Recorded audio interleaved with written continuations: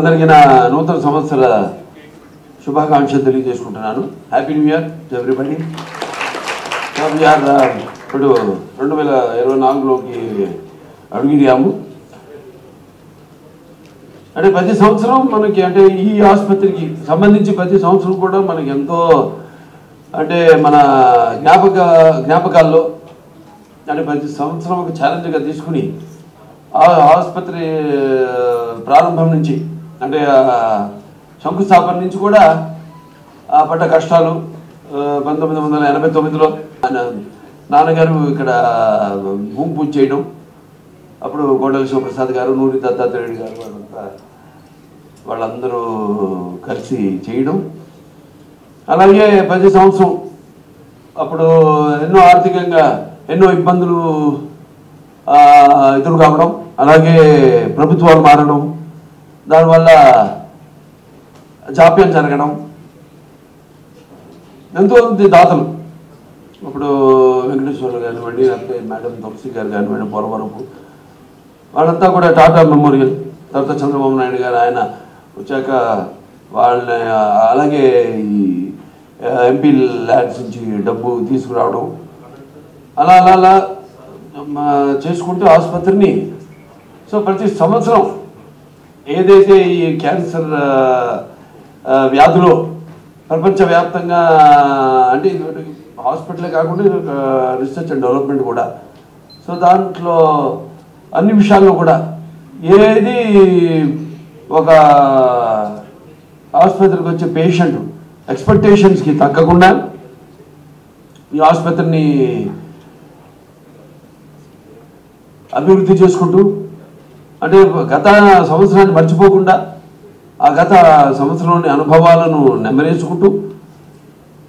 మనం ప్రస్తుతం జీవిస్తూ భవిష్యత్తు గురించి ఒక రోడ్ మ్యాప్ వేసుకుంటూ ఈ యొక్క ఆసుపత్రిని మరి ఈరోజు ఈ స్థాయికి తీసుకొచ్చిన ప్రతి ఒక్కరికి నా ధన్యవాదాలు తెలియజేసుకుంటున్నాను. అందరికీ నా నూతన సంవత్సర శుభాకాంక్షలు తెలియజేసుకుంటున్నాను. Happy new year to everybody. ఇప్పుడు 2024లోకి అడుగుదాము. అంటే ప్రతి సంవత్సరం మనకి అంటే ఈ ఆసుపత్రికి సంబంధించి ప్రతి సంవత్సరం కూడా మనకి ఎంతో అంటే మన జ్ఞాపకాల్లో అంటే ప్రతి సంవత్సరం ఒక ఛాలెంజ్గా తీసుకుని ఆసుపత్రి ప్రారంభం నుంచి అంటే శంకుస్థాపన నుంచి కూడా పడ్డ కష్టాలు 1989లో నాన్నగారు ఇక్కడ భూమి పూజ చేయడం, అప్పుడు కోటల శివప్రసాద్ గారు, నూరి దత్తాత్రేయుడు గారు వాళ్ళందరూ కలిసి చేయడం, అలాగే ప్రతి సంవత్సరం అప్పుడు ఎన్నో ఆర్థికంగా ఎన్నో ఇబ్బందులు ఎదురు కావడం, అలాగే ప్రభుత్వాలు మారడం, దానివల్ల జాప్యం జరగడం, ఎంతోమంది దాతలు ఇప్పుడు వెంకటేశ్వర కానివ్వండి, లేకపోతే మేడం తులసి గారు కానివ్వండి, పోలవరపు వాళ్ళంతా కూడా టాటా మెమోరియల్, తర్వాత చంద్రబాబు నాయుడు గారు ఆయన వచ్చాక వాళ్ళని అలాగే ఈ ఎంపీ ల్యాడ్స్ నుంచి డబ్బు తీసుకురావడం, అలా అలా అలా చేసుకుంటూ ఆసుపత్రిని